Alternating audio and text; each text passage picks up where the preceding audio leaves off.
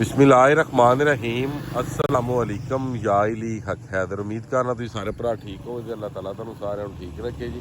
जिस तरह कि तुहानू पता है कि फ्लड अपडेट चल रही है। इंडिया ने कल 14 अगस्त की रात को 1,54,000 पानी छड्या रात 12 बजे। अज डेट हो गई 15 अगस्त 8वां महीना 2025। तो दरिया जाके अपडेट इस गल्ले नहीं दे सकिया, तबीयत थोड़ी खराब सी। तो मैं गया जनाब भागोवाल इस साइड से पिंड, उत्थों जनाब दवाई ली जी। तो दुआड़े से खलो के तुहानू देन लगे अपडेट।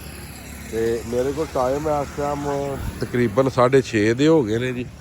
तो 1,13,000 पानी जोड़ा एडमराला के कोल उत्ते वे, तो 84,000 क्यूसक पानी जोड़ा वे वो एडमराला डिस्चार्ज करवा रहा। बाकी जोड़ा राती पानी लंघिया सी, टोटल पानी रात के 12 बजे एडमराला ने क्रॉस कराया सी तकरीबन 1,10,000 पानी। तो सरगी 3 बजे उन्हें क्रॉस कराया सी 1,54,000 पानी।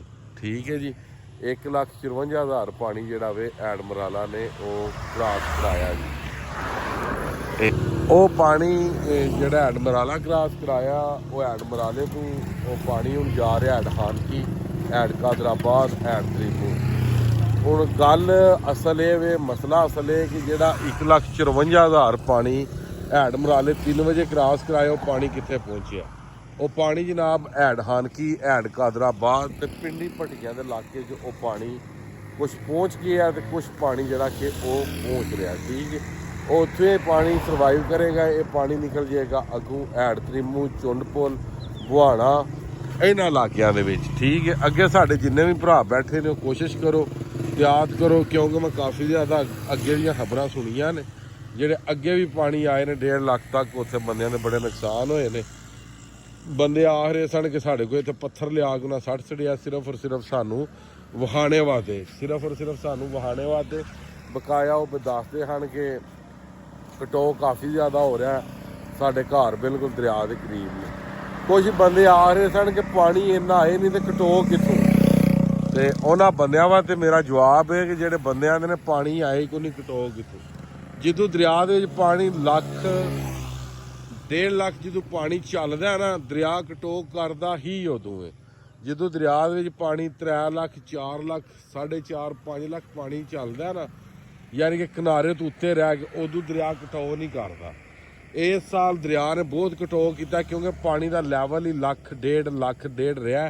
तो इस पानी ने बहुत ज़्यादा कटो किया, बहुत ज़्यादा इन्होंने पानिया नुकसान किया।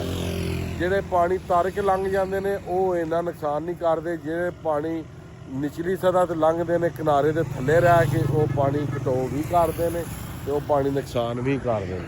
फिर दस दिया 1,13,000 पानी उत्ते वे, 84,000 क्यूसक इस टाइम मराला क्रॉस करा रहे। टाइम जनाब 6:45 हो गए। वीडियो वेखो थोड़े तक किस टाइम ये पहुँचती है। ठीक है जी, मजीद जनाब उम्मीद करना अज की वीडियो अज का व्लॉग तुहानू पसंद आया होगा। मैनू दो इजाजत, नैक्सट वीडियो होने तक ज़्यादा से ज़्यादा अपना ख्याल रखियो, अपन खास दुआवां दे विच मैनू याद रखियो।